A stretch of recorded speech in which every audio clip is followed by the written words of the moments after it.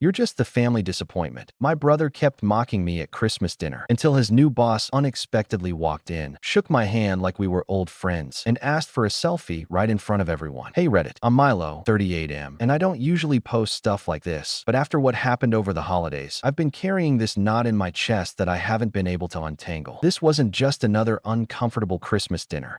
This was years of resentment, dismissal, and backhanded jokes, building up like a pressure cooker. And then, just when I thought I'd mastered the art of keeping my head down and letting them win, life threw me a twist I never saw coming. But before I get to that, you'll need the full context. Because this didn't just happen in a day. It's been years in the making. So, let me tell you about my family. My parents, Martin and Lillian, are the kind of people who believe in hierarchy. Not just age or seniority, but achievement, as they define it. My dad worked as an operations manager for a manufacturing company for most of his life, and my mom taught middle school math until she retired early to run the household. Even though we never really had the kind of household that needed running. I guess appearances were more important.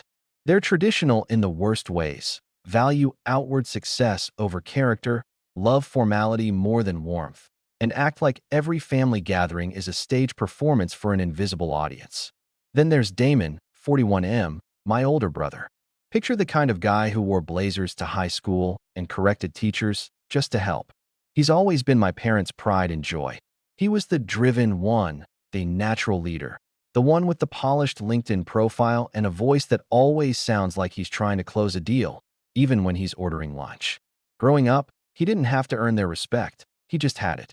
I, on the other hand, was always the creative one, the quiet one, the disappointment. When we were kids, I was the kind of boy who took things apart just to figure out how they worked. My room was always full of half-finished projects, broken radios, rewired RC cars, homemade circuits blinking in patterns only I understood. Damon would laugh and tell me I was just making junk piles. My dad would walk in, shake his head, and say, "If you spent half this energy studying something useful, maybe we'd be proud of you too." I didn't fail school. I wasn't some wild kid, but I wasn't Damon. I didn't win debate tournaments or go to state for tennis. I didn't have a 5-year plan at age 15. And so, by default, I was never enough. By the time we were adults, that script never really changed. Damon followed the path they loved: business school, a sleek consulting job, a house in a neighborhood with a gate. I stayed local, took a job doing IT support, and spent nights building side projects and freelance apps. When I finally co-founded a small software startup with 2 old college friends, I didn't even bother telling my parents. I already knew what they'd say, and maybe that was my mistake. Staying quiet, letting them fill in the blanks with whatever narrative suited them. Maybe I made it too easy for them to keep thinking I was the underachiever. But there's only so many times you can explain your work to someone who doesn't want to understand it before you just stop trying. So this brings us to this past Christmas. My parents love formalities. They send out printed invitations to family dinners like they're hosting some private gala. Dress codes, seating charts, all of it. They always say it's to keep things special. But really, it's just another way for them to control everything. This year, they pulled out all the stops. Big dinner, real silverware, floral centerpiece like it was a wedding reception. And of course, the crown jewel, Damon and his new girlfriend, Sydney, were coming. I hadn't met her, but I'd heard enough through the family grapevine. 29. Works in finance. Speaks French. Apparently taught herself piano during the lockdown. In other words, another perfect addition to Damon's curated life. When I arrived, I was barely greeted. My mom glanced up from the dining room and gave a quick, "Oh, hi Milo," before going right back to arranging napkins like they were structural art pieces. My dad gave me a nod that said more about obligation than welcome. Then Damon arrived. He came in all smiles, with Sydney on his arm, both of them looking like they'd just walked out of a lifestyle magazine. My mom practically tripped over herself to hug them. My dad made some loud joke about how the real stars had arrived. No one laughed at that louder than Damon. I tried not to care. Really, I did. I sat in the corner of the living room with a small plate of appetizers, nodding along to small talk, while Sydney regaled my aunt about a recent client trip to Vancouver. No one asked me about my year. Not even a polite, "How's work been?" But then again, they never did. Once we were seated for dinner, I knew I was in for it. I was on the far end of the table, practically in a different zip code from Damon. My chair was wobbly. The napkin at my place setting didn't match the others. It was all little things, but that's the point. With my family, disrespect isn't loud. It's silent, coded, deniable. Halfway through dinner, my mom raised her glass and said, "Let's all share something we're proud of from this year." Of course she did. Hannah, my cousin, went first. She talked about finally finishing her teaching credential. My uncle mentioned retiring early. Then it was Damon's turn. "Well," he said, grinning, "we closed a multi-million-dollar deal with a private equity firm in November. So I'd say I'm pretty proud of that." My parents clapped. Literally clapped. Sydney beamed. Then my mom turned to me. "And what about you, Milo?" I felt every eye at the table swing my way. My fork suddenly felt too loud against my plate. I cleared my throat. "We launched a new product line this quarter. Went better than we expected." Damon leaned forward, grinning like a cat. "Oh yeah? What kind of product?" "It's a software suite. Automation tools. Mostly for mid-sized logistics firms." "That sounds fun," he said, with a chuckle. "Is that your main job now? Or still freelancing here and there?" "It's my main job," I said flatly. He raised his eyebrows. "Wow, good for you. Must be nice not to worry about investors breathing down your neck, huh?" Sydney tilted her head. "You work for yourself?" I nodded. "I co-founded the company." My mom interrupted before I could say more. "Milo's always liked his computer things. We're just happy he found a way to make some money from it." Some money. Like I hadn't been quietly earning more than both of them combined for the past 2 years. Damon chuckled again. "Still working out of that tiny place downtown?" "No," I said. "Bought a place earlier this year." My dad looked up. "Really?" "Yep." "Mortgage or rental?" "Bought outright." The table went quiet for half a second, just long enough for the mood to shift. Then Damon laughed, like it was some shared joke. "Well, maybe you'll finally move out of the disappointment column after all." And just like that, everyone chuckled. I looked down at my plate, fingers tight around my fork. I wasn't even angry. I was tired. But that was right when the doorbell rang. Which was strange. Everyone was already here. My mom looked confused. My dad went to answer it. A few moments later, we heard his voice. "Can I help you?" Then, "Yeah. Hey, sorry, Milo here. I know this is weird, but I was nearby and figured I'd drop something off real quick. Won't take a second." I froze, because I knew that voice. And when I turned and saw who was stepping into the room, I saw Damon's smirk vanish from his face. The room went so quiet. You could hear the faint ticking of the antique wall clock, one of my mom's prized possessions, imported from somewhere she can never quite remember but loves to mention. I stood up slowly, trying not to let my surprise show too much. Standing just inside the doorway, holding a neatly wrapped package and wearing a windbreaker over a button-up shirt, was none other than Felix Harlan. Felix freaking Harlan. To everyone else in the room, he was just some guy. But to me, and, as it would soon become clear, to Damon, he was far from just some guy. Felix is the CEO of Harlan Dynamics, a tech logistics company that's been rapidly growing in the last few years. Our team started working with them about 8 months ago, after a string of successful pilot runs with our software. I didn't expect to see him that night. I certainly hadn't invited him. But we'd had a brief call earlier in the week about some new integrations, and I'd mentioned, casually, that I'd be in my hometown for a few days. Apparently, he'd taken it upon himself to stop by and drop off a holiday gift as a thank you. Completely unnecessary. Completely unexpected. But the timing? Impeccable. Felix stepped forward and offered a handshake, beaming. "Didn't mean to crash anything. This a family dinner?" I nodded, trying to keep my voice level. "Yeah, we were just finishing up, actually." My dad was standing off to the side, arms crossed. My mom had that forced smile she always used when she felt out of the loop. Damon, who had been mid-bite when Felix entered, was now frozen, his fork suspended in the air. Felix turned to the table, looking around. "Sorry for the interruption, folks. I'm Felix Harlan. I work with Milo. We've been partnering up on some exciting things this year." My mom, always the image-conscious hostess, quickly found her smile. "Oh, well, any friend of Milo's is welcome here. We were just talking about his computer projects." Felix laughed, in that warm, genuine way that makes people lean in. "Projects? He's underselling himself again, huh? Figures. The guy builds solutions that have already saved us hundreds of hours this quarter alone. I keep telling my team, We wouldn't be scaling at this rate without Milo's platform. I've got managers trying to poach his time weekly. He turned and looked right at me. I don't say this lightly, man. Working with you has been one of the highlights of my year. Seriously, my cheeks burned. Not from embarrassment, but from the stunned silence that had fallen across the table. My mother's hand fluttered to her necklace, her go-to-tell when she's processing something that doesn't fit her pre-approved worldview. Damon. Damon looked like someone had unplugged his brain. He cleared his throat. Wait, you're Felix Harlan?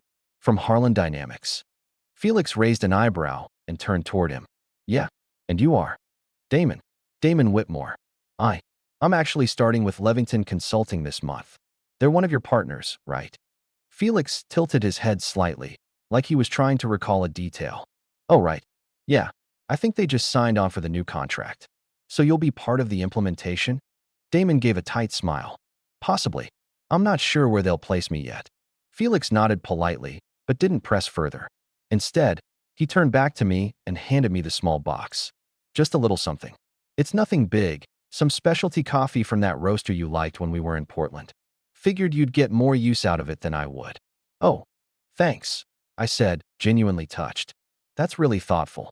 No worries. I'll get out of your hair, though. He paused. Actually, before I go, would you mind if we snapped a photo? I've got this thing going with the team, Holiday Heroes, or whatever cheesy name marketing came up with. Just a little collage of people who made a difference this year. I blinked. Sure. He pulled out his phone, snapped a quick selfie of the two of us with the dining room in the background, and clapped me on the shoulder. Tell your folks thanks for the hospitality. Food smells amazing, by the way. With that, he gave a small wave to the stunned table and let himself out. The door clicked shut behind him, and the silence that followed was different now. Thicker, more loaded. I sat back down. No one moved. No one spoke. Damon looked like he'd just watched someone get handed the keys to a castle he thought he'd inherit. His face hadn't quite returned to its usual polished smirk, and his eyes were darting around like he was trying to solve a puzzle that shouldn't be puzzling him at all. Then, finally, my dad broke the silence. So, he said slowly, voice unreadable, you never mentioned your company was working with someone like him. I shrugged. Didn't think it would matter. My mom leaned in slightly. Are you saying that you know the CEO of a major company personally? He came here to give you a gift. Apparently, I said, trying to keep my tone as neutral as possible. Damon's fork clinked against his plate as he set it down. You've been working with Harlan Dynamics this whole time? 8 months, give or take. He stared at me. And you didn't think to mention it? I looked at him, finally letting some of the weight behind my words surface. Why would I? You've made it clear for years that my work's not real to you. Sydney, bless her, looked deeply uncomfortable now. She cast a glance at Damon, then me. Felix Harlan is a big deal, she said quietly. Damon didn't respond. He just sat back in his chair, jaw clenched. My mom cleared her throat. Well, this is certainly unexpected. My dad folded his hands, voice clipped. So, is this why you're able to buy a place outright now? This startup of yours is actually making money. I gave him a small, tight smile. Yes, it is. That's when Damon spoke again, low and slow. And you just kept that to yourself, letting us believe you were still tinkering. There it was, letting them believe. As if I owed them my story. As if they hadn't spent years writing it for me. I met his eyes. You didn't want to know. You just wanted to believe I was beneath you. He opened his mouth to argue, but then the front door opened again. The door creaked open again. At first, everyone assumed it was Felix returning to grab something he forgot. My mom even stood up, brushing imaginary crumbs off her apron, preparing her best hostess smile. But it wasn't Felix. It was Lauren. She stepped in from the cold with a calm, almost detached look on her face, clutching a slim, dark folder in her gloved hand. She shut the door behind her quietly, like she was entering a meeting room, not the home I grew up in. Her presence shifted the energy immediately. Lauren is my lawyer. And also, interestingly, the sister of my old college roommate. We'd kept in touch after graduation, and when my startup started showing real promise, I hired her to help with the legal side of things. She was sharp, composed, and unflinchingly honest, the kind of person you want in your corner when things start to turn. Everyone at the table just stared. Damon was the first to speak, his voice tight. Who's this? Lauren offered a small, professional smile. Hi. I'm Lauren Burke. I work with Milo. Then, to me, sorry for the surprise drop-in. You said if things went a certain way tonight, I should stop by. My dad's brow furrowed. What sort of things? I gestured toward the chair next to mine. Go ahead, Lauren. She sat, calmly opening the folder. The soft rustle of papers was the only sound in the room for a moment. First off, she said, scanning the top page. Congratulations, Milo. The acquisition is final. The wire cleared this afternoon. My dad blinked. Acquisition? What acquisition? Lauren looked up from her folder and made direct eye contact with him. Your company. His mouth opened, then shut again. You're joking, Damon said, but his voice had lost its confidence. I'm not, Lauren replied simply. The offer was made under an LLC name to avoid conflict of interest. We anticipated some friction. You bought Dad's company? Damon asked, voice rising. No, I said, holding his gaze. My company did. And it wasn't just me. I had partners, investors, advisors. We've been watching the market. Your company has been bleeding efficiency for years. That's why Harlan Dynamics started backing us in the first place. They were looking for tech that could streamline outdated logistics. My dad looked genuinely pale. My mom, still standing, had dropped her smile entirely. You can't just buy a company like that, she said sharply. There are rules. Laws. Lauren nodded politely. We followed all of them. My dad looked between us, finally finding his voice again. You think you can just waltz in here and take over what I built with my own hands? I don't think anything, I said. It's done. Damon was clenching his fists now, his whole body tense. This is some kind of stunt.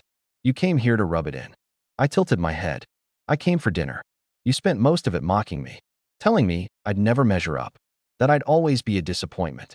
So no, Damon, I didn't come to rub it in. I leaned forward. But I'm not about to apologize for succeeding. Lauren gently slid a copy of the finalized contract across the table toward my dad. He didn't touch it. You'll find, she said calmly, that your shares were bought at a premium rate, higher than what your board valued them at. You'll walk away with more than enough for retirement. My dad was silent. My mom looked like she was trying to process 12 things at once. But Damon? Damon was trembling. You don't deserve that company, he spat. No, I said softly. Then maybe you should have taken it more seriously. Maybe you should have listened to the people on your floor who tried to warn you about the software delays. Maybe you shouldn't have laughed when I offered to help fix the system pro bono last year. He was breathing hard now. You had no right. I had every right, I said firmly. I watched this family dismiss everything I did for a decade. I was the joke at every dinner. I was the one they worried about. I stayed quiet. I kept my head down. But when I saw an opportunity to help your company, despite everything, I took it. I turned to my dad. And when you shut me down without even reading the proposal, I realized I needed to help the company a different way. My dad didn't answer. But Lauren wasn't done. She flipped to another page in her folder. There are a few changes coming to the company structure. We're reorganizing leadership.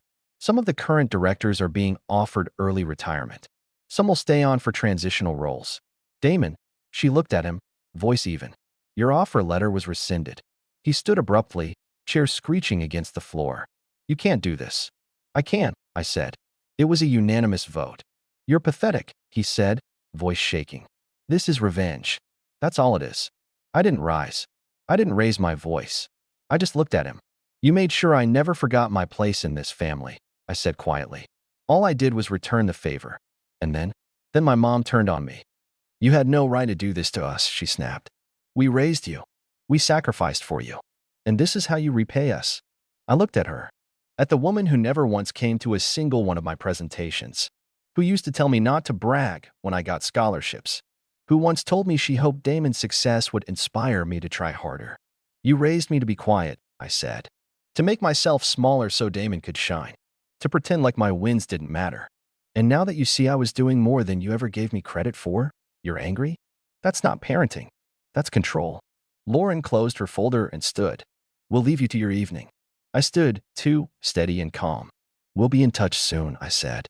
There are more details to go over. But don't worry, it's all in writing. And with that, I turned toward the door. But just before I stepped out, Damon's voice stopped me. You think this is over? He said. I paused and slowly turned back around. Not with fear, not with anger, just a small smile. Because it wasn't over. I turned back toward Damon, standing calmly while he seethed. His fists were clenched at his sides, his face red. But behind the anger, I could see something else now. Fear. It was quiet, buried beneath the arrogance and bluster, but it was there. He had built his entire identity around being the golden one, the high achiever, the future CEO. But now, the title he was so certain was waiting for him was gone. It wasn't just about me succeeding anymore. It was about him losing.